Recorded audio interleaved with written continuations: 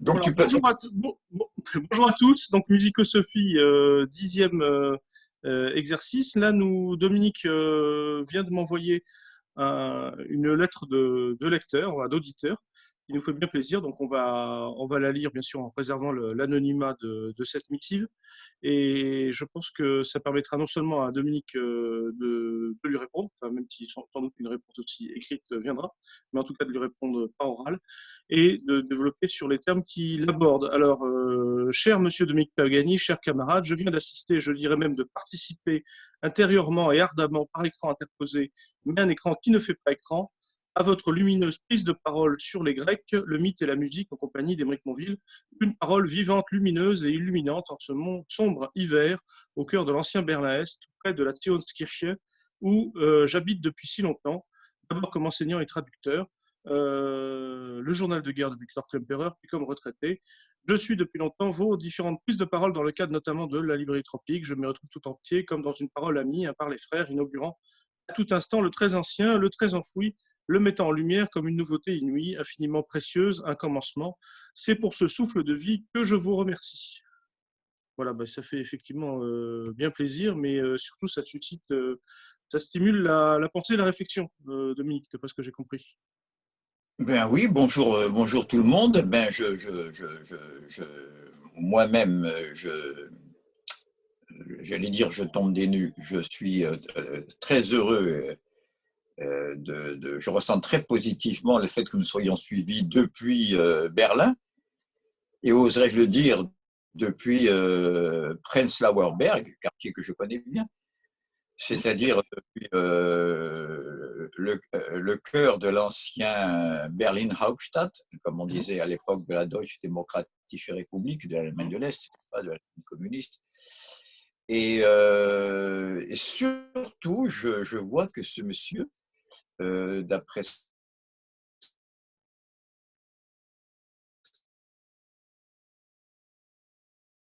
que tu d'une figure qui,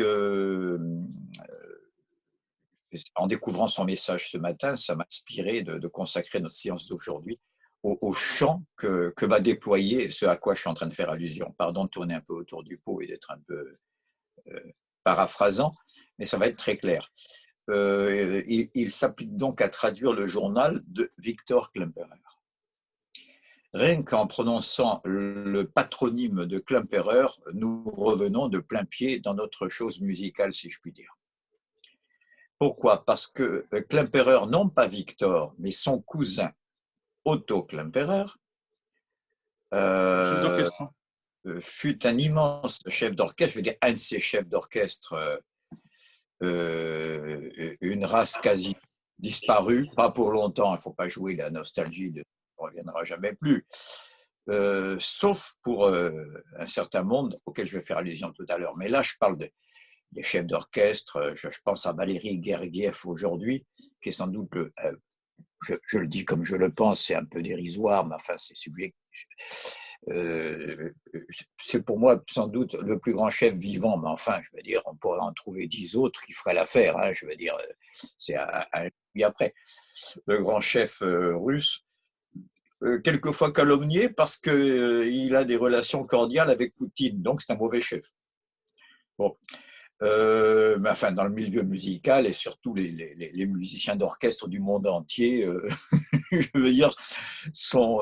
Alors je vois que Katia Bounati-Juili ne manque pas de dire que effectivement elle ne jouera pas en Russie, bien Ben que voilà, parlant russe, bien que parlant russe, mais donc elle coche toutes les cases, hein, y compris évidemment la beauté. tu parles de la pianiste Oui, oui, voilà, géorgienne. elle a d'excellentes pensées politiques, voilà, en plus, voilà. C'est ça que je voulais dire. Oui, ben, dans ce cas-là, puisque tu en parles, comme quoi il y a bien un champ qui est en train de s'établir, musico-politique, sur lequel je concentre la musico-sophie de ce jour. Puisque tu me parles d'elle, moi je te parle de Valentina Levitsa, je crois. Je ne sais pas si ça Oui, te dit oui, quelque oui, chose. si, bien sûr, oui, j'ai entendu. C'est exactement l'inverse. D'accord? C'est une Russe d'Ukraine, Mhm. Oui, c'est ça. obligée de fuir l'Ukraine à cause du nazisme qui sévit et de la russophobie que nos grands philotropes et droits de l'hommiste atlantistes, n'est-ce pas, On déchaîné là-bas. déchaînent là-bas dans un des pires régimes au monde, avec sans doute quelques républiques baltes. Je rappelle que j'ai un trou de mémoire, je ne sais pas si c'est en Estonie ou en Lettonie, à l'un des deux, ce n'est pas en Lituanie en tout cas, qu'il y a un monument aux morts aux soldats soviétiques, parce qu'il en est tombé une bagatelle de 200 000 rien que pour libérer les États baltes, de jeunes gens de l'armée rouge. Et ce monument aux morts a été abattu et remplacé par la statue d'un SS qui sévissait à l'époque de l'occupation allemande dans les pays baltes. Et dans ces pays baltes que l'on bat le record de juifs déportés par habitant, il faut le savoir. Je veux dire. Oui, tout à fait. Bon. Non, mais je veux dire, ceux qui... c'est même rarement su par les sionistes atlantistes, ce que je suis en train de dire. Soyez en passant. Or, je reviens à Klemperer. Il s'agit bien sûr d'une famille juive, descendant d'une illustre lignée de rabbins, d'ailleurs, dans le cas d'Otto Klemperer. Et ce sont j'allais dire des familles comme on n'en fait plus. Il y a deux frères qui sont des sommités dans l'histoire de la biologie et de la médecine. Il y a l'un des plus grands, je vais y revenir, à Otto Klemperer, chef d'orchestre charismatique, c'est ce que je cherchais, dont je disais qui a disparu pour un moment mais qui reviendra. Je vais dire, quelques chefs d'orchestre sont très prometteurs aujourd'hui, avec de plus en plus de femmes, et tant mieux d'ailleurs. Et bien sûr, ce Victor Klemperer, qui est donc un philologue et un spécialiste de la littérature française dans les années 30 en Allemagne. Il est né en 81 et il est mort en 1960. Vous voyez la période qu'il a vécue. En 1880, oui. C'est ça. Voilà. En 81, il est né 2 ans avant la mort de Wagner et de Marx. Wagner et Marx sont morts la même année en 83, c'est intéressant. Et soyez en passant, Wagner est né la même année que Verdi. Tout ça ne s'invente pas, parce qu'on est entre musique et histoire, là, n'est-ce pas? Et il est mort en 83, la même année que Marx. Je reviens un peu en arrière, il est né en 1813, même année que Verdi. C'est-à-dire, les deux musiciens dont l'un, dont les destins respectifs sont liés, enfin, dont les destins sont liés respectivement à l'unité allemande, puisque Wagner est contemporain, n'est-ce pas, de l'Allemagne de Bismarck, et qu'il a des rapports très, très tendus d'ailleurs. Et l'autre avec l'Italie de Victor Emmanuel, enfin bref, de l'unité italienne et de Cavour. C'est quand même intéressant de voir cette espèce de contrepoint, je ne sais pas s'il faut dire de ce malin contrepoint, n'est-ce pas, entre deux traditions si proches et si lointaines en même temps l'une de l'autre. Je dis ça parce que avant que le message que tu viens de lire de notre cher follower, mais j'aime pas le mot suiveur parce qu'en France il est connoté péjorativement, mais correspondant. Oui, notre correspondant, voilà. Et j'aime bien le mot lecteur. Je ne sais pas s'il ne faudrait pas le garder à titre métonymique, mais enfin. Surtout quand j'ai affaire à un éditeur. Donc, oui, parce que je peux te dire qu'il y a plus d'écrivains que de lecteurs maintenant. C'est bien ça le problème. Donc, il y a plus d'écrivains que de lecteurs. C'est le paradoxe de notre époque. C'est rare les lecteurs. On demande des lecteurs.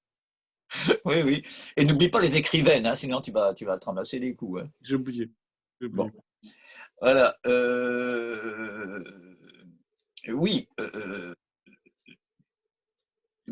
Le frère, donc le chef d'orchestre Otto Klemperer, je conseille à ceux qui ont la gentillesse de nous suivre, de nous écouter, que de regarder dans YouTube quelques enregistrements époustouflants de ce chef d'orchestre qui n'a jamais eu l'aura, sauf bien sûr dans le milieu des mélomanes, bien sûr, hein, où il est, pardon de parler en franglais, mais au top des des 10 plus grands chefs d'orchestre du XXe siècle, je veux dire, bien sûr. Mhm. Et pour certains, le tout premier. Et on va arriver à notre sujet. Enfin, je vous le dis en un mot commençant, tournons pas autour du pot. Ce qui me fascine dans le sujet que je voudrais aborder aujourd'hui, c'est ce qui sonne comme un paradoxe, mais douloureux et qui résume le destin de l'Allemagne. Mhm. Au point que je prolonge, vous voyez, avant de l'exposer, tellement je suis fasciné par le sujet, que je continue à tourner autour du pot, et que j'ai envie d'introduire par la meilleure formule qu'on ait jamais prononcée à ce sujet, celle qui émane d'un grand historien français communiste, je pense à Gilbert Badia dans son Histoire de l'Allemagne dans les années 50, Mhm. et où il dit « La France a des problèmes, l'Allemagne est un problème ». Mhm. C'est ce qui va être illustré par la séance d'aujourd'hui. J'allais dire la France a des problèmes, l'Allemagne est un problème, avec des accents aigus. Parce que c'est trop bien vu, n'est-ce pas? Le problème de l'Allemagne, c'est son extraordinaire ambivalence, qu'il en sort le meilleur comme le pire, n'est-ce pas? Qu'il en sort Heidegger et Marx, quoi. Oui. Bah, c'est même Hegel qui parlait de la richesse. Une richesse conceptuelle de l'allemand, c'est une ambivalence parfois dans les termes. Un mot peut dire une chose et son contraire, en fait. Absolument. Mais j'insiste ici sur ambivalence au sens freudien, hein, qu'on ne le confonde surtout pas avec l'ambiguïté. C'est plus grave, l'ambivalence. Pourquoi? Parce que quand on dit celui-là, il est ambigu, ça veut dire, allez, je vais parler français, ça veut dire il est un peu faux cul. Oui. Hein, ça veut dire il nous cache sa pensée, il dit ça, mais c'est pas clair. Hein. Maintenant, je parle pas français, je parle allemand, je parle plus le français hexagonal, je parle le français d'Abidjan. Le type là est pas clair. Bon, c'est ça que ça veut dire ambigu, quoi. Donc c'est conscient, c'est quelqu'un qui cache sa pensée d'une manière délibérée. Tandis que l'ambiguïté, c'est à l'insu même de la conscience qu'il y a contradiction. Ouais. Elle ne sait pas qu'elle se contredit. Donc l'ambiguïté, l'ambivalence, elle est constitutive de l'identité de la personne.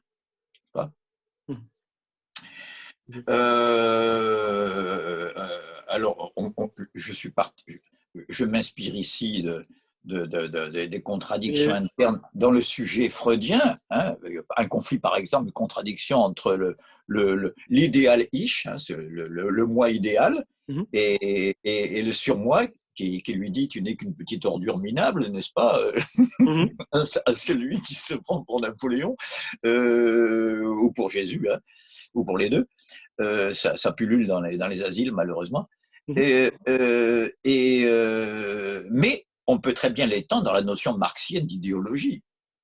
Parce que l'idéologie, la critique marxienne d'idéologie dit exactement la même chose. Je me prends pour un Quaker philanthrope, hein, et je justifie le fait de faire travailler des enfants pendant 10 heures en 1840 à Manchester, parce que ça leur évite de faire des voyous dans la rue et le trottoir.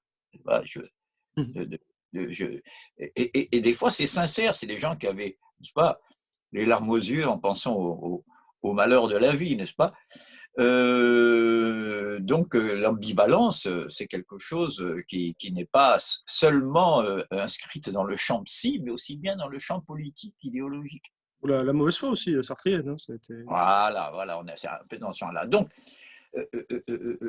l'Allemagne, je fais un développement ici, on croit que je m'éloigne de la musique, au contraire, c'est pour citer c'est pour revenir, comme on ne l'a pas fait assez depuis que nous avons commencé ces entretiens, parce que j'ose pas trop parler de ce que j'aime.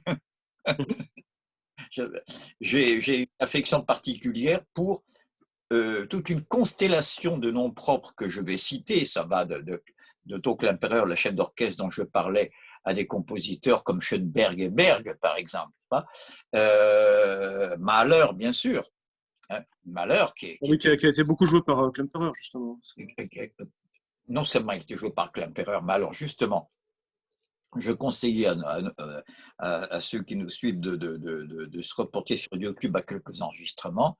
Je pense au Testament symphonique de Mahler, à sa 9e. Vous savez qu'il y a une malédiction chez les musiciens allemands après Beethoven, c'est le chiffre 9, n'est-ce pas? au point que Mahler s'était forcé de composer une 10e symphonie, il est mort avant de l'achever, pour ne pas rester sur le fatal chiffre 9, Oui. n'est-ce pas? Ah oui, c'est sûr. Qui est obéré par la présence colossale de Beethoven, n'est-ce pas? Voilà, de l'ancêtre. La 8, c'est déjà la symphonie d'Émile. Voilà, Il y a quelque 8, chose de terminant, quoi. Alors que, oui, la 8, elle bat le record des effectifs en nombre de voilà. choristes, instrumentistes, encore que au niveau instrumental, je suis content de replonger, grâce à ce thème, au cœur de la période la plus complexe de l'histoire de la musique. Oui. C'est-à-dire, en particulier au niveau de la musique dite classique, ce qui se passe, disons, entre 1850 et 1950. Vous voyez que c'est assez surdéterminé, hein, comme période, puisqu'il n'y a rien moins. On a parlé de la rupture de juin 48, hein, donc ben voilà, il n'y a rien moins que 2 conflits mondiaux. C'est le stade impérialiste, hein, du capitalisme. Voilà, il y a 2 conflits mondiaux sans précédent là-dedans. Et le passage de très étrange d'une musique qui était européenne à l'époque de Mozart. Mozart est le plus grand compositeur italien, français et allemand de son époque. Oui. Bach aussi, hein, en fait. Donc un compositeur de langue. Les suites françaises, les suites anglaises de Bach, c'est pareil. Hein, c'est la même chose. Voilà, un compositeur de langue germanique comme Mozart, n'est-ce pas, a composé les sommets de 2 genres d'opéra aussi différents que l'opéra seria, je pense à la Clémence de Titus, ou l'opéra bouffe, où il excelle, n'est-ce pas, comme personne. Ce sont des genres, hein, très précisément codifiés. Hein. L'opéra bouffe, bien sûr, des Noces de Figaro à Così fan tutte, en passant même, mais là je force un peu le trait, à Don Giovanni, pour lequel Mozart indique un genre très particulier, dramma giocoso. Hein, mais c'est plus proche, n'est-ce pas? Chacun le comprendra, drama giocose, d'opéra bouffe, ça veut dire une action jouée, hein, ou une action joueuse. Je ne sais pas comment tu traduirais ça, mais c'est plutôt une action joueuse. Hein. Oui, c'est ça. Donc, en plus, il a fait Bastien et Bastienne, qui est typique même de l'opéra français, avec la diction claire et le récitatif parlé. Donc, il y avait et enfin, il a fait un opéra allemand. et ça a été le premier, bien avant les Weber et Wagner, dont on dit qu'ils ont créé l'opéra allemand à l'époque romantique. Non. Il est le premier, non pas seulement avec la flûte enchantée, mais auparavant avec die Entführung vom Sérail, l'enlèvement au Sérail. Il est le premier à faire le grand opéra allemand, et il tape sur la table, hein, sa correspondance, il dit serait peut-être temps de faire de l'opéra allemand, parce que quand c'est sur la plume de Wagner, on pense que c'est un chauvin nationaliste, bon, ce qui est souvent le cas chez Wagner. Mais là, dans le cas de Mozart, c'est pas du tout le cas. J'ai assez travaillé le statut de la musique au sud du Sahara pour savoir que ces susceptibilités nationales jouent un rôle très important dans l'histoire de la musique. Je crois que c'était Ravel qui disait je ne suis nationaliste qu'en musique, parce que c'est là où les traits nationaux s'expriment réellement. C'est aussi parce qu'il était musicien. C'est là que l'international, j'ai mal entendu. C'est là que les traits nationaux s'expriment. Ah oui. Mais c'est justement parce qu'il était musicien qu'il les voyait, ces traits nationaux. Donc, je dis bien qu'on parle d'un point de vue internationaliste, c'est-à-dire de mettre les nations ensemble, mais simplement, les nations, ça existe, c'est pour pas faire un déni de matière. Mais évidemment, sa naïveté, c'était de penser qu'on ne les voyait pas ailleurs qu'en musique. Et c'est vrai que ça partait aussi d'une bonne intention, c'est-à-dire un véritable cosmopolitisme, mais pas compris comme un internationalisme. Enfin, Entre nous, je trouve sa formule plus intelligente, exprimant une attitude plus intelligente, esthétiquement et même politiquement, ce n'était pas du tout son domaine, la politique, Ravel, mais que son collègue Debussy. Oui, c'est sûr que lui, il n'est pas en train de faire des jugements de valeurs musicaux. Debussy patriotardisme. est un musicien que je place même, si ça veut dire quelque chose, même au-dessus de Ravel, n'est-ce pas? Pas comme orchestration, Ravel sans doute un des plus grands orchestrateurs de tous les temps. Non, mais même au niveau de l'inspiration, il y a un mystère et une audace elliptique chez Debussy qui est un petit peu prise souvent dans l'horizontalité métrique chez Ravel. Voilà, je veux dire. Bon, mais sinon, je trouve plus intelligent que Debussy signant Claude de France dès le début de la guerre de 14. Bien sûr, oui, c'est pas, ils sont aux antipodes pour ça. Oui. Voilà, il parle pas du tout de. Il n'a pas dit il n'y a qu'en musique que je me sens français parce que je résiste aux Boches en composant. Non, non, c'est pas ça. C'est que, comme tu dis très bien, euh, et je le recommande quand on fait ce qu'on appelle des blindfold tests, des tests à l'aveuglette, n'est-ce pas? Quand on dit il faut deviner qui a écrit ça, je le dis en anglais parce que c'est très fréquent en jazz. Hein, trouve-moi qui est le bassiste dans cette formation. Bon. Et quand on fait des blindfold tests, je conseille souvent à ceux qui sont en compétition de chercher d'abord de quelle école il s'agit. École russe, école italienne, école française, école allemande. Ça permet de se mettre sur la voie beaucoup plus rapidement qu'on ne le croit. Or, justement, et je reviens à ce que tu dis de Ravel, c'est intéressant de voir, et là on est en plein dans l'histoire-géographie de la musique, qu'il arrive souvent qu'on confonde à bon droit un compositeur français et un compositeur russe. Jamais. On en avait parlé la dernière fois. Voilà, jamais un compositeur russe, un compositeur allemand. Je pense à un Poulenc ou un Albert Roussel, surtout qu'on peut souvent confondre avec Prokofiev. Ah oui, oui, tout à fait. Oui, ou Stravinsky même. Ou vice-versa, les plus grandes créations de l'avant-garde musicale russe se sont faites à Paris à la faveur de la vogue des ballets d'Yaguilev. Oui, c'est vrai, tout à fait. De la fin 19e, mais surtout à l'entre-deux-guerres. Il ne faut pas oublier que des œuvres aussi décisives pour l'histoire de la musique contemporaine que le Sacre du Printemps, Petrouchka, un peu moins connu, je ne parle pas de l'Oiseau de Feu qui est très connu, mais pardon, ça va me revenir, c'est un opéra de Prokofiev, L'Ange de Feu, pardon, a été créé en français. L'Oiseau de Feu, tu veux dire? L'Oiseau de Feu? Non, L'Oiseau de Feu, c'est Stravinsky. Mais il y a en plus L'Ange de Feu, qui est un opéra moins connu, de Prokofiev, une merveille d'ailleurs, a été créé à Paris en français. Il a fallu qu'il réécrive une version russe. Vous voyez, bon, il y a donc comme ça des isomorphismes, on dirait ailleurs. Et je comprends très bien ce que veut dire Ravel. Et tu as raison de dire il ne faut pas nier qu'il y a des identités. Moi, des fois, je veux dire, on dit que je suis acharné contre les identités. Non, contre l'identitarisme, oui. C'est-à-dire celui qui impute à l'identité des fondements naturalistes, biologiques, par exemple, je veux dire. Mais en fait, les identités, elles peuvent s'additionner aussi. Je crois que c'est ça aussi. Et justement, les musiciens, comme tu dis, Mozart, c'est aussi le plus grand compositeur d'opéra italien. Voilà, c'est pas une question de. Mais par contre, il compose effectivement dans un cadre qui est celui de l'opéra italien, qui lui-même est subverti d'une certaine manière. Mais ce cadre, il existe bien, en fait. Donc, voilà. Et donc tu permets tu reviens dans le fil de mon propos, parce que si j'ai fait allusion à Mozart, c'est pour illustrer cette époque où la musique est encore européenne, elle n'est pas encore nationale. Même si, je le rappelle, Mozart tape sur la table dans il serait peut-être temps d'écrire des opéras allemands, mais enfin, les 9/10 de ce qu'il a composé expriment une musique qui est à peu près la même au niveau style qu'on la joue à Paris, à Mannheim. Je dis à Mannheim parce que l'école de Mannheim va jouer un grand rôle dans l'apparition et de formes comme la forme sonate ou la symphonie. Voilà.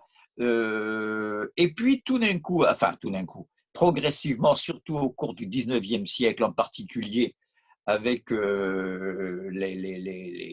la crise géopolitique que subit le plus grand empire européen, l'empire d'Autriche-Hongrie, on voit apparaître des écoles nationales en musique.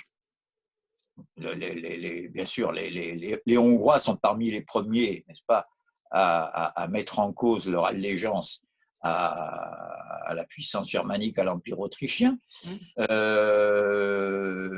Et très vite, on va avoir des Grieg en Norvège, je vais rapidement. Hein.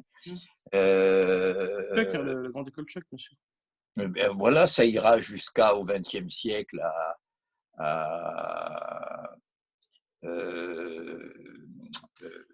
sais pas, Sibelius. Non, non, je pense aux Roumains, à Enescu George en Roumanie, Mm. merveilleux musicien. Je recommande en particulier ses sonates pour piano et violon et ses rhapsodies roumaines. Bartók en Hongrie, Bartók ou Parce que lui, c'est un musicien universel. Zoltán Kodály, n'est-ce pas? Mm. Qui, voilà. Donc, et musique qui redevient européenne, voire internationale, je veux dire, à partir de la seconde école de Vienne, de Schoenberg, Berg, Webern. Voilà. C'est intéressant de voir cette dialectique qui se propage. Donc, je reviens à ma tragédie, je ne vois pas d'autres mots, enfin, ou en tout cas à cette dramatique, à chacun de voir si c'est le travail qui l'emporte ou autre chose, à ce fait que le meilleur de la musique allemande à son sommet, et Dieu sait si c'est quelque chose dans l'histoire de la musique allemande à son sommet, je veux dire son sommet, c'est l'incroyable trajectoire qui va de Bach, parce qu'avant Bach, c'est plutôt l'Italie qui règne sur la musique européenne, de Bach à Wagner à peu près, et même au post-wagnérien, disons, c'est-à-dire les trois grands postes wagnériens, Bruckner, Mahler, Strauss. Il va de soi que je parle ici de Richard Strauss, qui n'a rien à voir, comme disait Debussy, qui faisait une recension avec le mot Danube bleu. C'est un nom, un patronyme très courant, et qui veut dire bouquet, tout simplement. Ou autruche, ça dépend. Ah ben tu me l'apprends. Oui, encore des énorcieuses. C'est un homonyme Oui, exactement. Ah bon, il n'y a pas de rapport entre l'autruche et le bouquet, quoi. Non, non, je crois pas. Pour eux, oui. Dans les rêves, il doit y avoir. Mais... Pardon pour cette considération réaliste. Pourquoi il faut faire la psychanalyse dans sa propre langue, mais... Voilà. Non, cette dramatique qui fait que, j'y reviens, c'est le cœur de mon sujet. Jamais la musique, la meilleure musique allemande, la plus haute, n'a été aussi bien dirigée que par des juifs, y compris dans les pires périodes. Donc, il y a, je voudrais consacrer Bruno Walter pour ça c'est le plus évident. Quoi, oui. Puisqu'on parle de Bruno Walter, je vais quand même chercher juste une recension.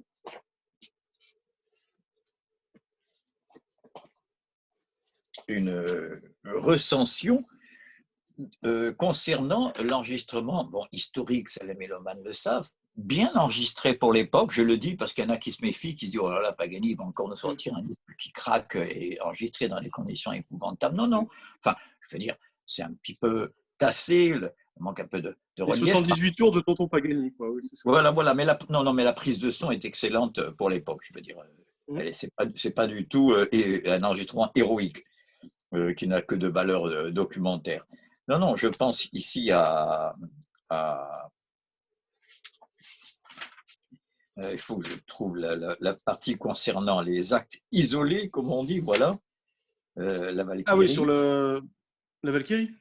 Oui, justement, parce qu'il y a une comme je suis en train de faire une analyse du ring dans mes interventions hebdomadaires, c'est un projet assez ambitieux. Je voudrais, à travers le ring, montrer qu'on peut être rigoureux dans les sciences humaines comme on l'est dans les sciences de la nature. Je sais bien que ça paraît un peu mégalomaniaque, mais je veux dire... C'est heuristique en tout cas, oui. Je suis bien obligé de m'élever avec mes faibles moyens, mes lacunes et mes insuffisances contre le relativisme sceptique du néopositivisme ambiant, n'est-ce pas, qui voudrait ne réserver qu'à la science les objets, l'épithète scientifique, laissant les sujets dans la contingence. Voilà, ah oui, exactement. Tout à fait. Ce qui permet une ambiguïté, une ambivalence, pardon, cette fois, n'est-ce pas? Ce qui permet au pire. Et les empêche de se rapprocher, parce que c'est quand même la science qui rapproche les hommes. Voilà. Et je montre que le ring, je veux donner un exemple. Très simple, mais qui va intéresser ceux qui ont l'oreille attentive. Je parle de l'oreille de l'esprit autant que celle du corps, n'est-ce pas?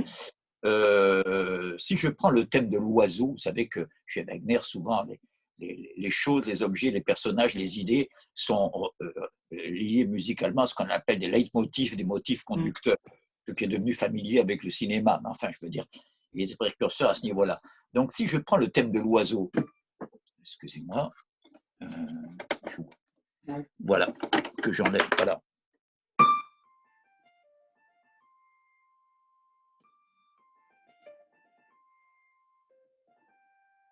Voilà, ça revient périodiquement avec beaucoup de variations, n'est-ce pas? Alors, je répète.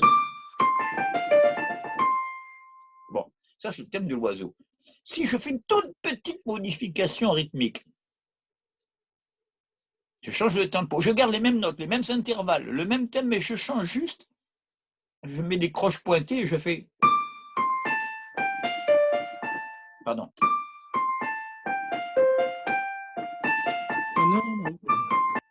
Et ça, on reconnaît le thème des filles du Rhin. Ah oui, c'est ça, le début de... Ouais. Alors, ça veut dire quoi? Ça veut dire que musicalement, sous la plume de Wagner, n'est-ce pas? Et c'est un artiste, c'est pas quelqu'un qui va vous démontrer ça avec des pensées, c'est pas sa conscience qui parle. Il serait le premier d'accord. Ouais. Il ne va pas laisser les étiquettes, comme disait Proust, sur le... Parce que Wagner est un garçon bavard, comme disait Schumann, donc il y a aussi beaucoup de voix off, d'écrits théoriques chez lui. Non, non, je ne parle pas de ce qu'il dit et parle consciemment, où il y a souvent des conneries d'ailleurs, pour rester des fois dans l'euphémisme, mais je parle ici de sa création musicale. Or, qu'est-ce que dit sa composition musicale? Que les jeunes filles sont des oiseaux, que les oiseaux sont des jeunes filles. C'est exactement ce que dit Freud. Dans l'étude, dans les 5 grandes analyses et à l'approche du cas du président Schreiber, n'est-ce pas, dont la scatologie, je passe. Par du président Trump, là ou... Schreiber, le président Schreiber. Parce que moi, ça fait penser au président Trump en ce moment. Parce que Schreiber au président, Trump, pardon? Trump. Oh ben, ma foi. C'est une bonne introduction de Schreiber, en tout cas. Mais tout à fait, tout à fait. Vous savez que le président Schreiber se fait railler dans ses hallucinations et ses rêves. C'est un vrai psychotique. Hein. Et puis en plus, c'est une exception. C'était la seule analyse, Freud s'en excuse, qui n'est pas faite avec quelqu'un qu'il a rencontré, mais avec un écrit, avec sa confession. Bon. Et or, il se fait railler par des oiseaux dans des arbres, dans son jardin, qui lui disent que c'est une honte de s'adonner à ces pratiques scatologiques quand on est un grand herr docteur honorable comme vous. Bon. Et il montre qu'en fait, ces oiseaux sont comme des jeunes filles railleuses. Comment il dit, Aragon, les rieuses aux fontaines, n'est-ce pas? Hein? Bon. C'est l'état marturien, ça, oui. Voilà, c'est l'état marturien, n'est-ce pas? Les filles au lavoir, à la fontaine, au puits, les pucelles qui sortent des puits dans la tradition arthurienne, bien vu. Peu importe, tu veux dire, en plus, on ne le sait pas, ou seuls les érudits le savent, mais à l'origine, les valkyries sont des cygnes, des oiseaux, des cygnes, qui déposent leurs ailes dans l'herbe pour aller se baigner dans le Rhin. Vous voyez, il y a tout un système pour montrer la rigueur. Bon, donc, vous voyez, entre... Ça, c'est l'oiseau. Et vous avez...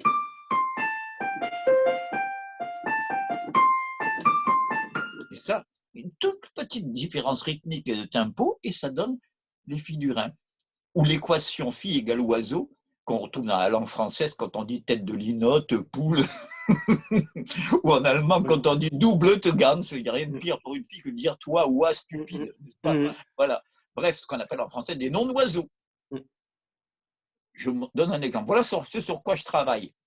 Et pour illustrer cette rigueur formalisable, j'allais presque dire mathématisable, je travaille avec des collègues mathématiciens, des amis mathématiciens fort trapus et fort pointus,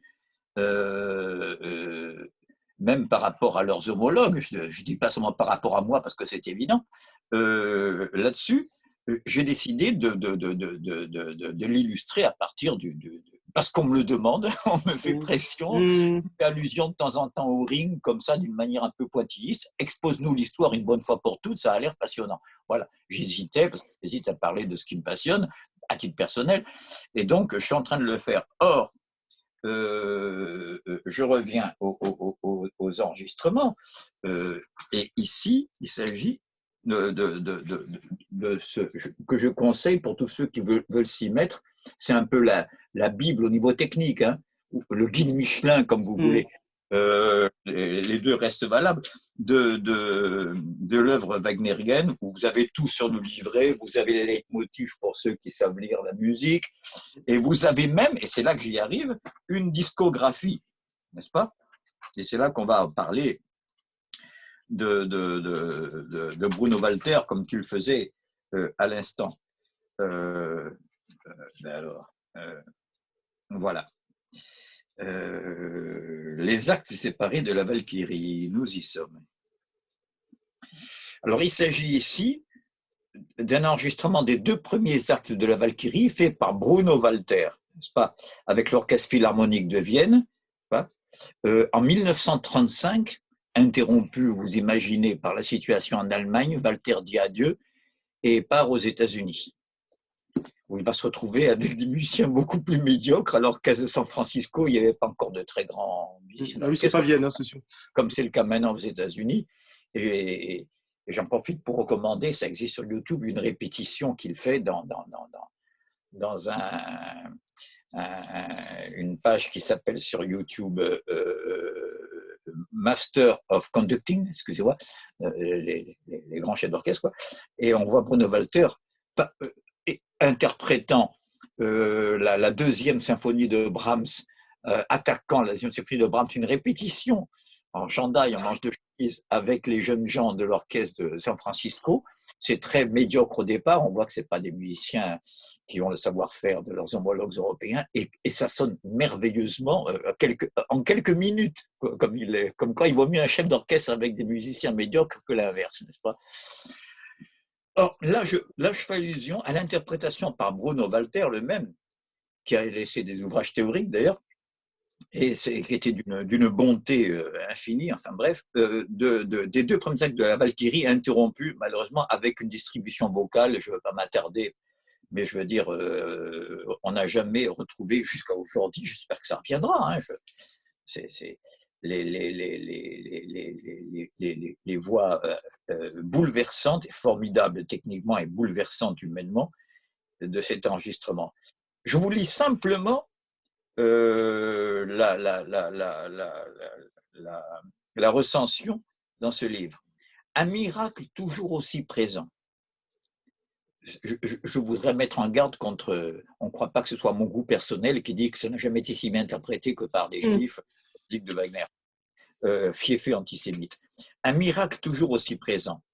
S'il ne vous fait qu'un disque, un seul, pour connaître Wagner, le voici.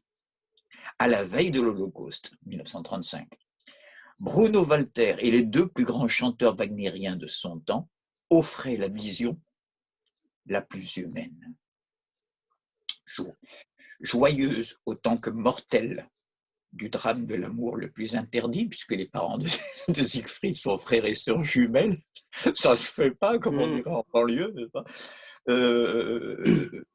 Donc, offrait la vision la plus humaine, joyeuse autant que mortelle, du drame de l'amour le plus interdit, le plus passionné.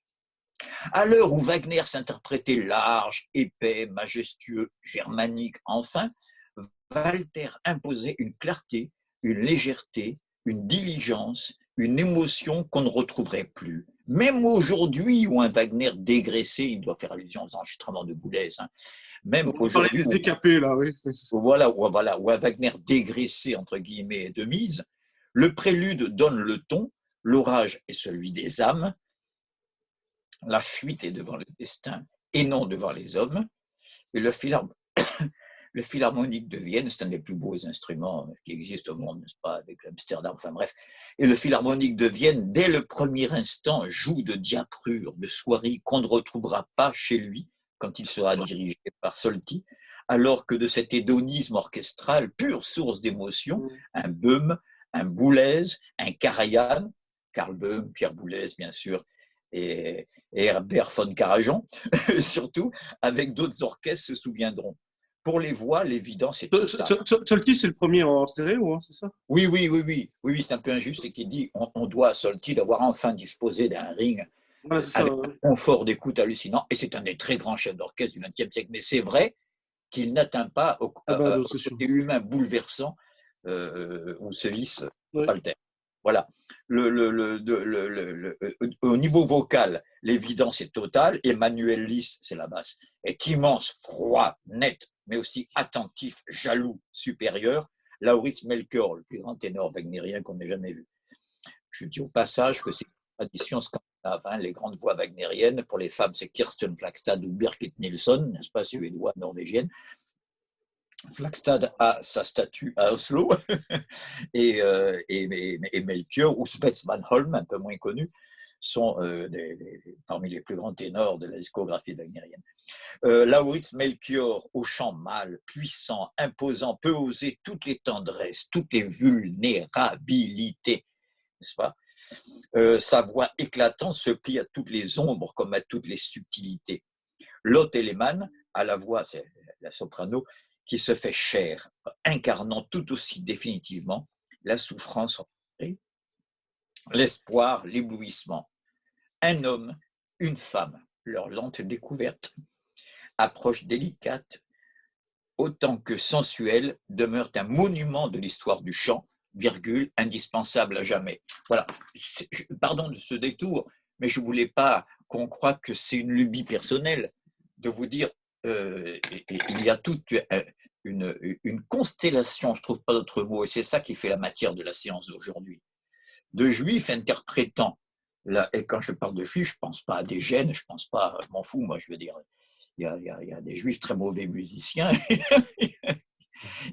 mais il se trouve que pour des raisons historiques essentiellement, c'est là, dans l'Empire austro-hongrois, autant que dans le Reich allemand, l'ancien ou le nouveau, peu importe, je veux dire, ici, il y a une importance qui a été étudiée, ça n'a pas besoin de moi pour ça, n'est-ce pas, puisque des tas de fonctions leur étaient interdites bien avant le régime nazi, n'est-ce pas, de fonctions industrielles, commerciales, etc., et qu'ils se sont les meilleurs d'entre eux,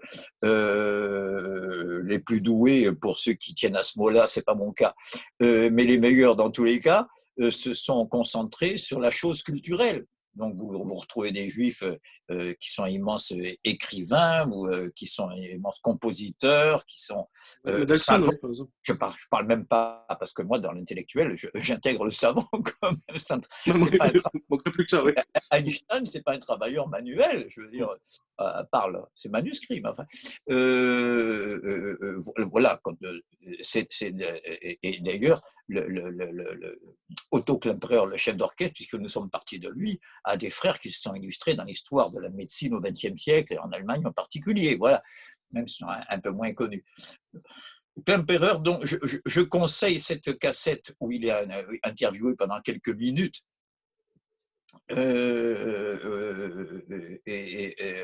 et où il parle, où l'intervieweur lui parle de Bruno Walter en disant Bruno Walter, qui est une grande figure morale, trouve que vous êtes un de ses chefs préférés. Mais moi, je ne suis pas du tout moral. Je ne suis pas du tout moral. Je me méfie de la morale. C'est il a du mal à parler et il s'est cassé le col du fémur dès 1950. Il est né en 85, en 1885. Il a eu plusieurs infarctus. À partir de 1951, il est obligé de diriger assis. Donc, il est une tragédie sanitaire à lui tout seul. Il traverse la période la plus tragique sans doute de l'histoire allemande pour des juifs comme lui. Il a très mal vécu l'exil aux États-Unis et encore, je dis pas encore plus mal, mais très douloureusement le retour dans une Allemagne qui ne voulait pas lui confier, sans doute était-il trop progressiste, n'est-ce pas? On pensait à son frère qui vivait à son cousin qui vivait en Allemagne de l'Est, n'est-ce pas? On ne lui a jamais confié les meilleurs orchestres allemand. Voilà, donc je pars de lui et je conseille, je termine cette longue période, au moins d'écouter au moins 2 références discographiques de lui. Là, je ne parle plus de Bruno Walter, hein, je vais parler de la Valkyrie à laquelle je renvoie. Mais pour ceux qui trouveraient que Wagner, c'est un peu long, indigeste, tout ce qu'on voudra, ce que je comprendrais fort bien, même si je pense qu'il passe à côté de quelque chose, mais c'est pas grave. Pour ce qui est de Klemperer, pour rester dans le genre purement symphonique, purement orchestral, il y a deux références absolues. Je ne connais pas de meilleure interprétation de Siegfried Idyll, le cadeau fait par Wagner à sa femme Cosima, qui est moitié française, n'oublions pas qu'elle est fille de Liszt et de Marie Dagou, française, qui est dans l'anniversaire et se situe au 25 décembre, ça ne s'invente pas. Donc pour le jour de Noël, Richard et Cosima, qui mènent une vie scandaleuse, surtout pour le monde puritain de l'époque, puisqu'il vient de faucher Cosima à son mari, qui était le meilleur parti de l'Allemagne, monsieur Hans von Bülow, grande famille prussienne, qui a de grands généraux dans les armées, n'est-ce pas, du Kaiser, et qui est un chef d'orchestre charismatique, on dirait aujourd'hui, n'est-ce pas, un peu le Karajan de l'époque, si vous voulez. Et à la fois le Karajan et le Toscanini, aussi autoritaire et aussi flamboyant, n'est-ce pas, grand amateur de philosophie hindoue, de brahmanisme. Une figure... Oui, c'est comme tout le monde, j'allais dire à l'époque. Voilà, typique de l'époque, qui disait j'ai fait allusion très rapidement lorsqu'on a parlé de la variation de jazz chez Beethoven, hein, qui disait que les variations de l'arietta de l'opus 111 de Beethoven, c'est un peu comme Brahma qui rejette un à un tous ses masques, vous voyez. Bon, c'est le cocu le plus célèbre de l'époque, n'est-ce pas, puisque Wagner lui pique sa femme et vit avec ses enfants. Il vit d'amour et d'eau fraîche parce qu'ils sont fauchés, et c'est pour ça que Wagner, il décide de ne pas sortir des cadeaux pour Noël. Avec Cosima, c'était convenu, mais Wagner prépare un cadeau musical. Il fait répéter à titre bénévole des musiciens de l'orchestre de Zurich, puisqu'il est réfugié en Suisse à ce moment-là. N'oublions pas qu'il a été pris avec de la poudre sur les mains sur les barricades de 48 en Allemagne et qu'il a passé presque un tiers de sa vie en exil. Là, il est en Suisse, auprès du plus beau lac de Suisse, le lac de Lucerne, dans la maison d'un autre, dont il piquera la femme plus tard aussi, avec l'argent de cet autre, et avec les enfants encore d'un tiers qui est Hans von Bülow. Et voilà que Cosima se réveille à 7 heures du matin, le jour de son anniversaire. N'oubliez pas qu'il n'y avait pas de chaîne hi-fi à l'époque, et entend une musique et ne sait pas d'où elle vient. Et Wagner a planqué des musiciens dans l'escalier, après les avoir fait répéter, et lui offre cette petite aubade symphonique, qui est une merveille que je vous conseille, dont le thème principal est appelé dans la tétralogie le thème leitmotiv de la paix, comme par hasard. Voilà, comme si Wagner avait enfin trouvé l'apaisement à plus de 60 ans avec une femme de 40 ans de moins, qui lui donne ses premiers enfants. Et ben, l'interprétation la plus précise, la plus appropriée au niveau purement technique et partition, et la plus bouleversante, et la plus humaine, c'est celle de Klemperer.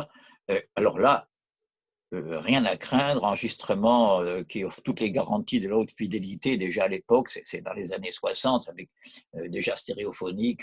Voilà, je recommande Siegfried Idyll par Otto Klemperer, et deuxième référence, le mouvement lent, le dernier mouvement du Testament symphonique de Mahler de la 9e, cette espèce d'immense mouvement lent qui est une extase contemplative comme souvent chez Mahler. Voilà. Il n'a pas fait Résurrection aussi, le deuxième de Mahler, je crois, qui est magnifique.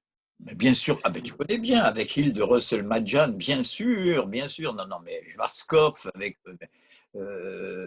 pour moi, c'est la version de référence, mais non, mais si on devait les citer tous, la plus belle Passion selon Saint Matthieu, avec un casting de chanteurs ahurissants, dont Fischer-Dieskau, c'est Klemperer. Voilà, non, mais c'est des chefs, c'est comme les Savalich, voilà. On va pas tous les énumérer, ou les Walter Goer, un peu moins connus, qui est immense. Donc, vous voyez, je me permets de faire une requête, je le dis devant le public, je m'adresse à Emmerich comme à la fois une requête, une requête presque en forme de supplique. C'est de prendre comme indicatif pour la diffusion de la séance d'aujourd'hui l'orchestration par Schoenberg dans les années 30 il était en vacances dans les Alpes autrichiennes. Il orchestre à sa manière, très moderne, très 20e siècle, mais sans changer une note de la mélodie, le choral de Noël, lui le juif. Il s'inscrit au cœur de, n'est-ce pas, de ce qu'il y a de plus intime dans la germanité éternelle, le fait de fêter Noël. Ah, Weihnachten, n'est-ce pas? N'oublions pas mon beau sapin, et la traduction française de O Tannenbaum, n'est-ce pas? Bon, et voilà que peut-être il faut voir, grâce à une admirable institution que je recommande, un site qui est sur Internet et qui s'appelle l'association Schoenberg Archive, qui est à Vienne. Hein. Il y a un musée Schoenberg. Je conseille le clip, c'est comme ça qu'on dirait aujourd'hui, un court métrage où résonne cette partition, hein, très bien interprétée, ce choral de Noël composé au XVIe siècle par Michel Praetorius, qui est par ailleurs un immense musicologue, qui nous a laissé un traité de musicologie capitale pour les historiens, et qui est sans doute celui qui est le plus inscrit dans le cœur des Allemands, bien plus que Stille Nacht, qui est beaucoup plus récent et qui est une création carrément quasi contemporaine et qui a le plus fleur bleue. Vraiment, le choral allemand luthérien est intemporel, si vous voulez, que Bach reprendra si souvent dans ses cantates, orchestré par Schoenberg. Vous regardez les images.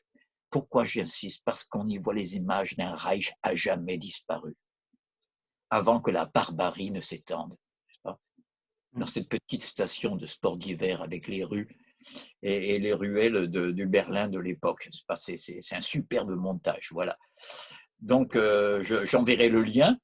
Et je laisse à Émeric après le soin, parce que c'est pour moi qui ferai ça. Moi, je posterai comme ça, mais par contre, il y aura certainement quelqu'un qui va travailler sur le. Oui, non, mais j'ai les techniciens qu'il faut sous la main, mais je propose à l'éditeur de programmer ce morceau-là et ce clip-là comme indicatif, qu'on ne saurait mieux illustrer cette tragédie. Allez, j'y reviens, cette dramatique qui fait que le cauchemar que ça a dû être pour des gens qui avaient complètement vous voyez, je ne suis pas en train de défendre le sionisme, c'est presque le contraire. Je parle de juifs qui vous savez que Bergson, notre philosophe Bergson, était sur le point de se convertir au catholicisme lorsque le régime de Pétain, honteux de ses propres principes, comme dit au plus près Merleau-Ponty dans son éloge de la philosophie, lorsque Pétain décide de lui accorder les honneurs de l'État français.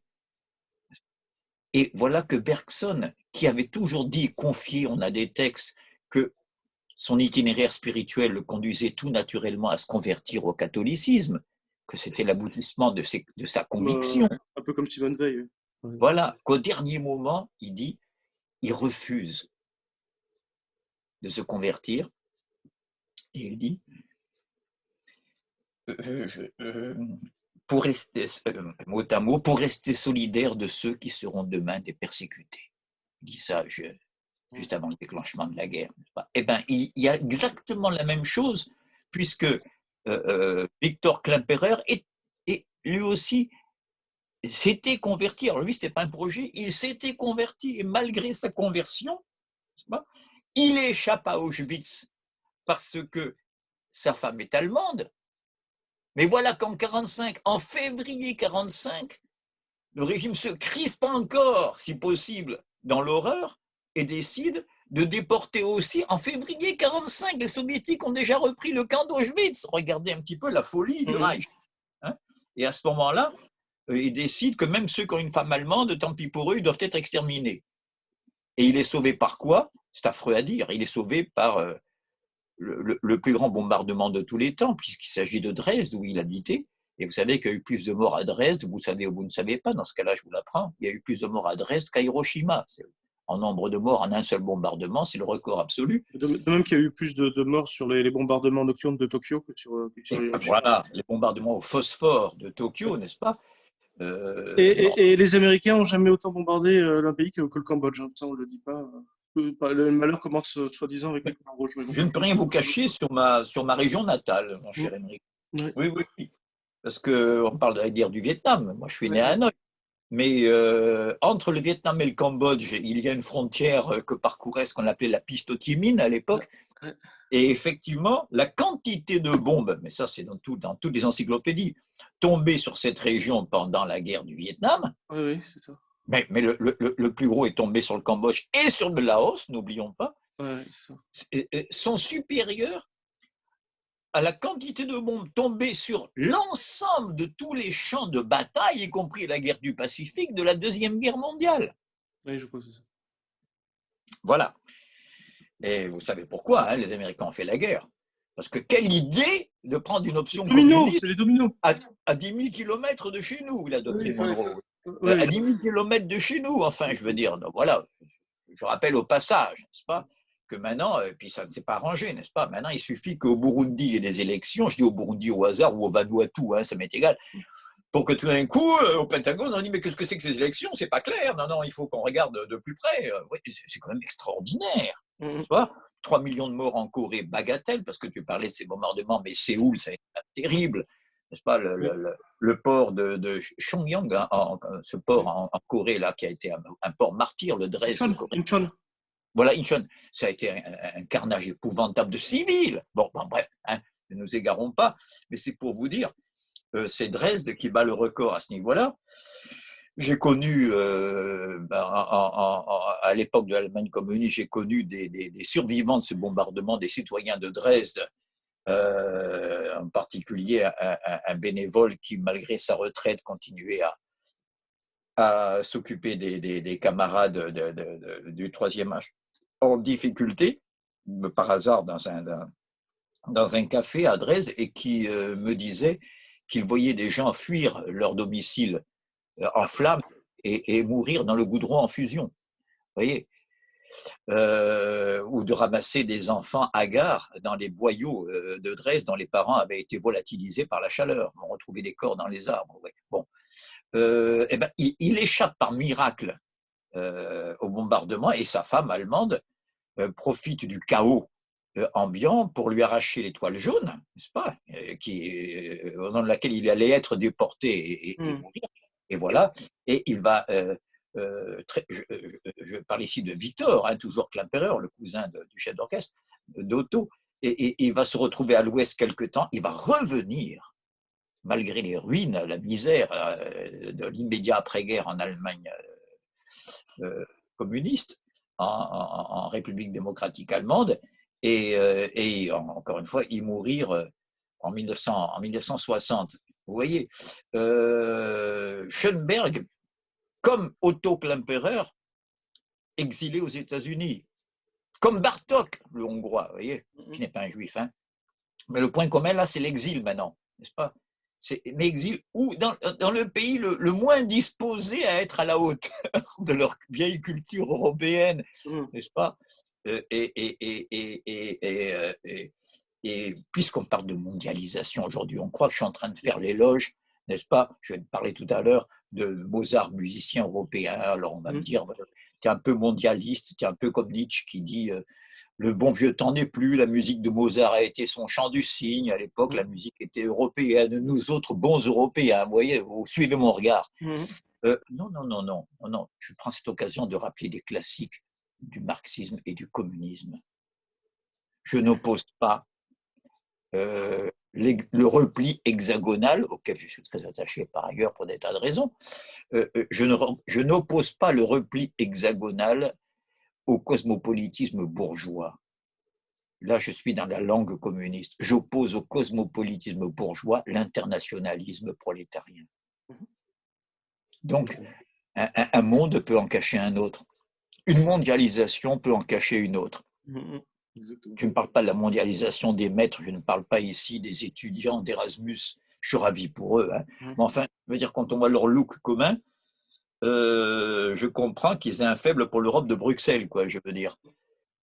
C'est pas le même look que tous ces jeunes que l'Europe de Bruxelles met au chômage, n'est-ce pas, ou voudrait remettre à l'apprentissage, faire sortir de l'école et de l'université. Voilà, je remonte tous les enjeux qu'il y a derrière mon apparente internationalisme. Mon apparent internationalisme. Non. je suis heureux que ces juifs-là qu'on a condamnés à être à cheval sur plusieurs cultures, n'est-ce pas, par l'exil, par le… Oui. Je crois que tu parlais de Schoenberg aux États-Unis, et juste à côté, il y avait quand même Thomas Mann qui écrivait Dr Faustus. Donc, finalement, il a exprimé justement toutes les contradictions, mais en même temps l'essence même de l'Allemagne. Il l'a exprimé justement à côté de Schoenberg et aux États-Unis. Et… Je suis très heureux que tu viennes adjoindre l'étoile Thomas Mann à la constellation que je développe aujourd'hui. Parce que ce Thomas Mann, avant de… Et le plus drôle, c'est qu'il l'a fait grâce en plus avec une très forte correspondance avec Adorno. Et puis, exactement. Et je trouve son point de vue plus lucide, je m'en scandalisais plus d'un, que celle d'Adorno, qui connaît très bien la musique, qui a été un élève. Oui. Il avait besoin, disons, comme expert, on dirait aujourd'hui. Voilà. Mais le Thomas Mann en question, avant l'immense romancier, auteur de Zauberberg, de La Montagne Magique, du Docteur Faustus et de Buddenbrook et j'en passe, ce Thomas Mann, avant d'être exilé aux États-Unis, ce quoi tu fais allusion, était exilé à Londres, d'où il a fait une série d'émissions qui s'appelle Deutsch höre, allemand, écoute un peu ce que je te dis, n'est-ce pas, dans laquelle il fait cette citation, j'en profite parce qu'on ne la répète jamais assez, ceux qui renvoient dos à dos le communisme et le nazisme, tout ceci est dit en 43, hein, je dis bien en 43, à la radio BBC, n'est-ce pas ? Ceux qui renvoient dos à dos le nazisme et le communisme prouvent par là leur haine du communisme et leur complicité avec le nazisme. Je le résume, je le condense, hein, parce qu'on a… c'est l'Union européenne actuelle. C'est exactement la forfaiture exécutée l'année dernière par l'Union européenne officiellement à Bruxelles, au point que bientôt on va revenir au Berufsverbot, comme on disait. Le 19 septembre, le Parlement européen qui met l'équivalence entre nazisme et communisme. Voilà, tout à fait. On n'en parlera jamais assez. Et ça a été voté dans une belle unanimité qui va des écolos à l'extrême droite, hein, il faut le dire. En passant par les socialistes. Voilà, c'est ça. Par la social-démocratie, hein, pour être plus précis. Voilà. C'est-à-dire le même consensus que les pleins pouvoirs à Pétain. Oui, c'est un peu ça, avec les décrets Daladier. Seuls les communistes ont refusé. Le décret Serrol, le décret Daladier, les pleins pouvoirs à Pétain. Voilà, et après, on livre les communistes aux nazis. Voilà, seuls les communistes ont refusé les pleins pouvoirs à Pétain, les seuls comme organisation, parce qu'il faut être honnête, il y a des individus. De toute façon, ils ne pouvaient pas, ils étaient en prison. Il y a des individus qui n'étaient pas communistes et qui étaient hostiles au régime de Pétain. Il y avait même des royalistes, n'est-ce pas, dans la résistance. Non, mais attends, arrêtons. Comme organisation. C'est des bénévoles qui ont flingué Jean Moulin. Hein. Ces royalistes-là, j'aimerais bien savoir ce qu'ils ont fait dans la résistance. Mais comme organisation et comme parti, il n'y a que le Parti communiste qui a refusé les pleins pouvoirs à Pétain. Il ne faut jamais oublier. D'autres, c'est des destins individuels. C'est leur affaire. C'est surtout comme on est la résistance armée. Bon, alors, Dresde, Klemperer, on va revenir à Dresde et Klemperer. Oui, mais alors, la constellation, c'est Klemperer, chef d'orchestre. Klemperer, le cousin, philologue, faisant une somme dont il existe des éléments en livre de poche. Je crois que c'est dans la collection ID Gallimard. N'est-ce pas, l'histoire littéraire du XVIIIe siècle français. Il a fait aussi une histoire de la littérature française du XVIIIe siècle jusqu'au XXe siècle. Et surtout, il s'est spécialisé à la faveur de ce qu'il a souffert pendant la guerre comme juif. Il s'est spécialisé dans l'étude de la manière dont la propagande nazie s'incruste dans une nouvelle manière de parler dans la propagande, dans l'invention de mots nouveaux se servant de la tendance de la langue allemande à agglutiner les éléments de la langue, n'est-ce pas, de faire un jeu de Lego, de construction lexicale. Voilà. Une loi terti imperii, s'il a dit la langue du troisième empire. Voilà, ma constellation est faite, oui, c'est ça, ça a pour titre exactement. La lingua, la langue, il le dit en italien exprès, lingua terti imperii, la langue du troisième Reich. Voilà, c'est le i du genitif latin. Donc, voilà ma constellation qui se met en place. Victor Klemperer, le linguiste. C'est le point commun entre Klemperer et Adorno. Il faut conseiller le jargon de l'authenticité, sa critique de Heidegger, justement, de son fameux jargon, qui à mon avis, un de ses meilleurs bouquins. Et là, Emmanuel Faye a fait un assez bon boulot, je trouve personnellement, en particulier en tournant autour de termes comme folkish, n'est-ce pas? Art Fremd, oui, c'est ça. Tout à fait. Non, mais il y en a plein. Il y a la barre des choix. Il y a Volksstonos, le Grunde. Gleichschaltung, c'est la mise en route d'une voiture en même moment. On branche tout le monde vers en passant la première. C'est ça que ça veut dire. Mais ça veut dire aussi arrasement. Donc, Oui, oui. Je pense à folkish parce que les gens croient que on passe d'un registre à l'autre, c'est une simple transcription, folk, musique populaire, pop music, tout ça c'est pareil. Non, non, la musique people, c'est pas la musique populaire. La ah musique, oui, oui, exactement. la musique people, celles dans lesquelles sont enfermés, on en a parlé, je n'y reviens pas, dans un chapitre antérieur de Musicosophie, on a parlé des ghettos sonores dans lesquels la jeunesse contemporaine est enfermée depuis les années 50 à peu près, ça fait quand même du temps, hein, c'est sans doute une des gangs les plus conservatrices de l'histoire sonore, les plus immobilistes et fixistes. La musique people, non seulement ce n'est pas la musique populaire, mais elle a eu pour fonction historique d'araser et de liquider pratiquement les musiques populaires dans leur riche diversité et de les remplacer par ces sonorités amplifiées qu'on entend de 22h à 2h du matin, de Tokyo à Abidjan et de San Francisco à Brasilia en passant par Moscou, hein, aussi bien, pour la jeunesse, de 22h à 2h du matin.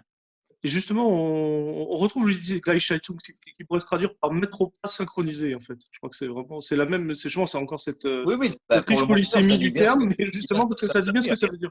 Oui.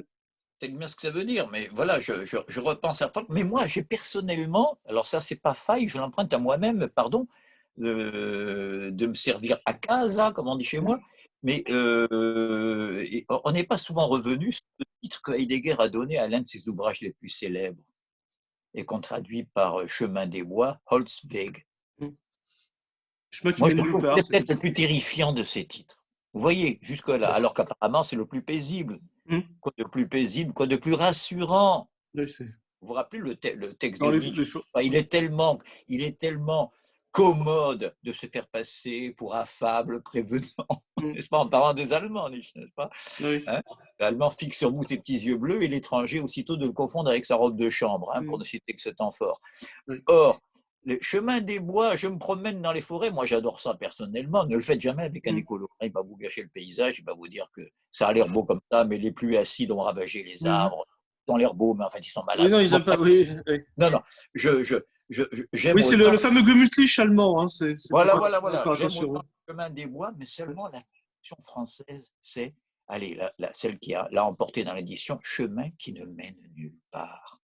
Alors que strictement, Holz, ça veut dire le bois, hein, Holzweg, ça veut dire les sentiers qu'on voit dans les forêts, n'est-ce pas, les pistes tracées par l'homme dans les forêts. Chemin forestier. Bon. Et qu'est-ce que c'est que ce glissement? Là, c'est moi, je me permets, personne n'a jamais relevé, qui ne mène nulle part. Mais quel travail d'escamotage, j'en sais très bien où mènent ces chemins.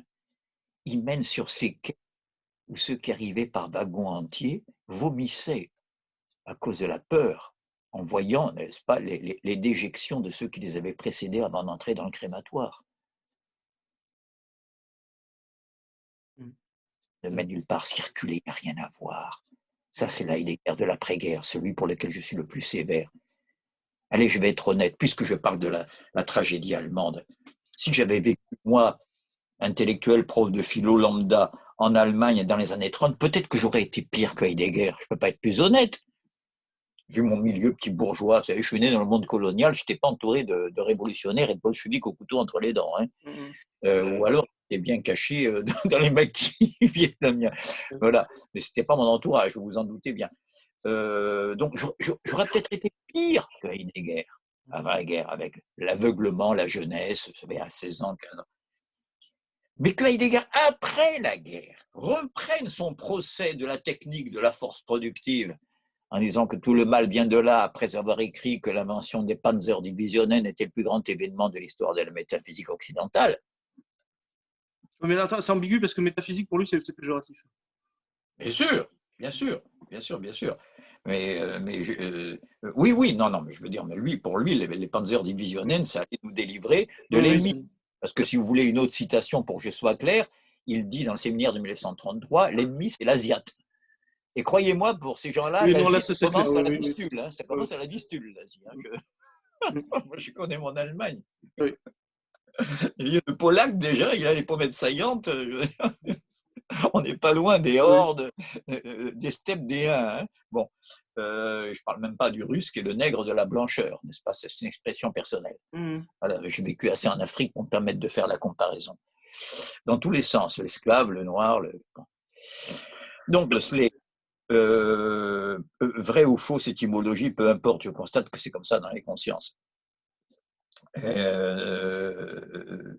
Donc, vous voyez, chemin qui ne mène nulle part, c'est terrifiant parce que c'est une manière de balayer, de brouiller la piste, c'est le cas de le dire, de brouiller les pistes et de faire oublier où mènent ces chemins. Du Grun, du Völkisch, n'est-ce pas? Voilà, de l'enracinement ontologique du L'authenticité. populaire. Oui, voilà, voilà, voilà. Voilà je continue ma constellation dans laquelle, vous voyez, il y a des étoiles de première grandeur. J'ai parlé de Schoenberg, de Klemperer, mais où il y a aussi des trous noirs, pour filer ma métaphore. Et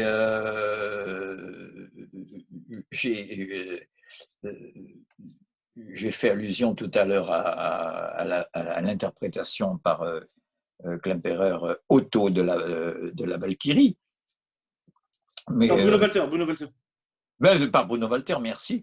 Mais je pense aussi à des chefs un peu moins connus et mais qui très engagés politiquement à gauche de l'échiquier, ce qui dans le monde allemand est plus difficile à tenir que dans les pays où il y avait un fort parti communiste, comme en France, en Italie. Je Oui, pense oui.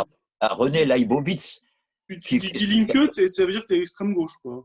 Ben voilà, voilà, exactement, exactement. Links, Linke, oui, c'est ça que tu veux Ah dire. oui, il n'y a pas de nuance. Hein. René Leibowitz, qui est un peu moins connu, qui a fait sans doute pour moi la version de référence assez difficile à trouver, mais maintenant avec l'Internet, vous vous débrouillez mieux que moi, des Goureux leaders de Schoenberg, de cette merveilleuse œuvre de jeunesse, n'est-ce pas, Très, très wagnérienne, justement. qui est Parce que très tu as post-wagnérienne. parlé du Voilà, post-wagnérien, on aurait dû mettre Schoenberg, enfin le jeune Schoenberg, justement. tout à fait, tout à fait. Ah, mais avant tout, avant tout. Mais c'est ça la tragédie dont je parle. Pas ces juifs-là. Je pense aussi à rue de Rivoli. On a déporté en masse dans ce quartier-là, entre la rue de Rivoli et, le Marais, quoi, d'une manière générale, au nord de la rue de Rivoli. Ces gens-là qui étaient un peu comme personne qui voulait se convertir, tellement intégrés à la culture, à la peinture, à la littérature française, et on leur dit du jour au lendemain qu'ils ne font pas partie de notre société, n'est-ce pas? Et ben, l'Allemagne, c'est encore pire. Vous voyez à quel point, c'est pour ça que j'ai tiens à ce choral de Noël de Schoenberg, ce qui était incrusté au cœur de ce qu'il y a de plus intime dans l'identité allemande, même vécue de l'intérieur d'un Allemand, n'est-ce pas? On m'en expulse.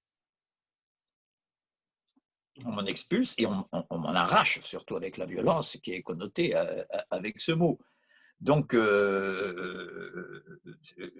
il y a bien ici une tragédie, c'est que Schoenberg, là je ne parle pas d'interprète, comme compositeur, son Dieu, c'est celui qui a écrit Tristan.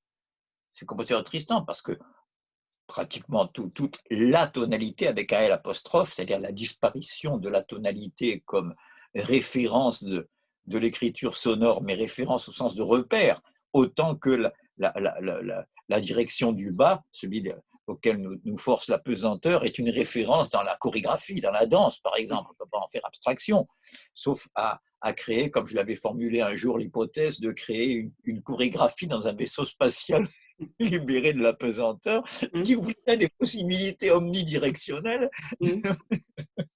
Bon, ben c'est un petit peu ça que fait Schoenberg avec les sons. Il libère l'écriture de la dictature de ce qu'on appelle la tonique. La tonique, c'est bien simple, vous voyez? Et bien ce do-là, ça en fait 3, 4, 5. 5 sur 11 notes. Dictature de la tonique dans la moindre mélodie, vous voyez. Voilà. C'est pour ça qu'on avait dit que le dodécaphonie, c'était l'égalité de toutes les notes, donc c'était bolchevique en soi. Enfin, je ne sais plus si c'était un éloge ou Oui, une critique, mais bon. il y en a qui l'ont dit. Il y en a Oui. qui l'ont Voilà. il y en a qui l'ont dit. Donc, vous voyez, au point d'ailleurs, entre nous, puisque je suis en train de parler de cette dramatique qui font que ceux qui étaient sans doute la plus belle expression de l'identité allemande, puisqu'on parlait d'identité, sont les chassés, n'est-ce pas, par des Allemands, même pas honteux de leurs propres principes. J'en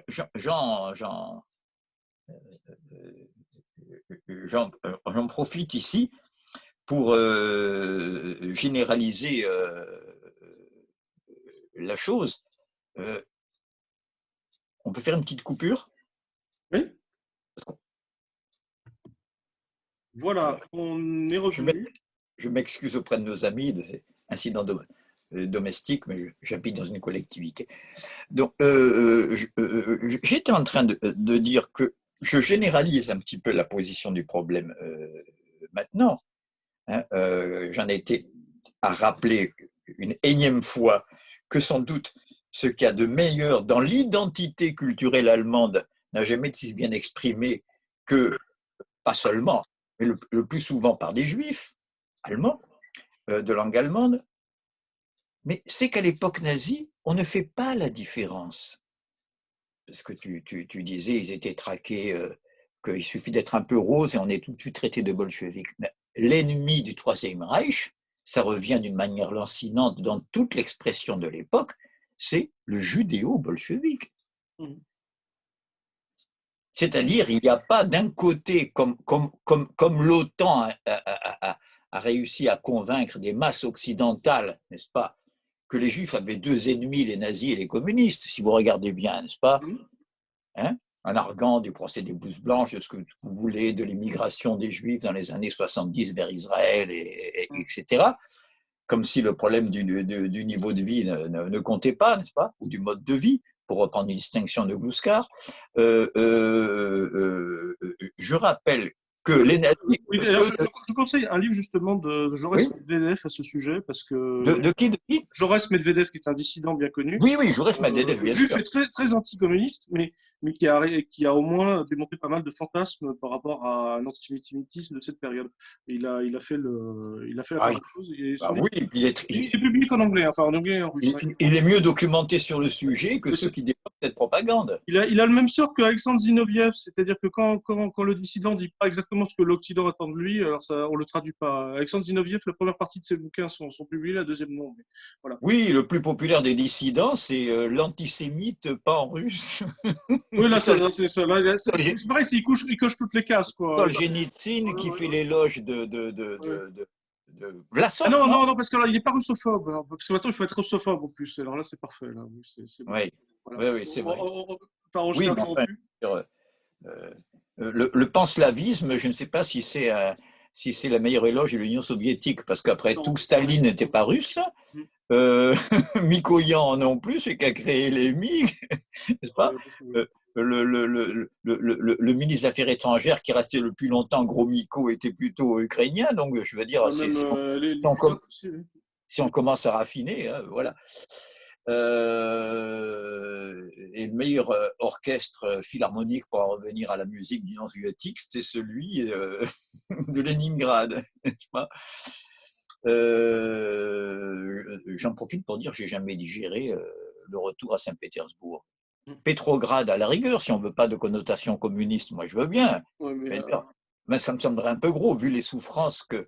non, pour une ville martyre, oui. Par cette ville martyre, mais revenir carrément au syntagme germanique, n'est-ce pas, imposé par le chevalier teutonique, par le fer et par le feu. Voilà. Donc voilà, l'ennemi, c'est le judéo-bolchevique, car pour eux, c'est le même danger dans la fantasmatique nazie. Le juif comme le bolchevique, je parle comme les nazis ici, ce qui est typique de leur stratégie, c'est comment ne pas penser à un certain écologisme d'aujourd'hui? C'est ce qui s'insinue en nous, c'est ce qui nous pollue sans qu'on s'en aperçoive, c'est l'infiltration dans l'idéologie, dans la presse, vous voyez, dans la propagande, chez les intellectuels. Hein, le christianisme fondé par un juif, n'est-ce pas, le christianisme qui nous dit que vous frappez sur une joue, il faut tendre l'autre, n'est-ce pas, le bolchevisme, le communisme. D'après Nietzsche, la généalogie de la morale, c'est le judaïsme qui triomphe avec la Révolution française. Hein, donc, voilà. Ah mais bien sûr, mais voilà, non, non, mais c'est une tradition qui remonte à bien avant le Troisième Reich, mais que le Troisième Reich porte au paroxysme. Voilà, c'est ça.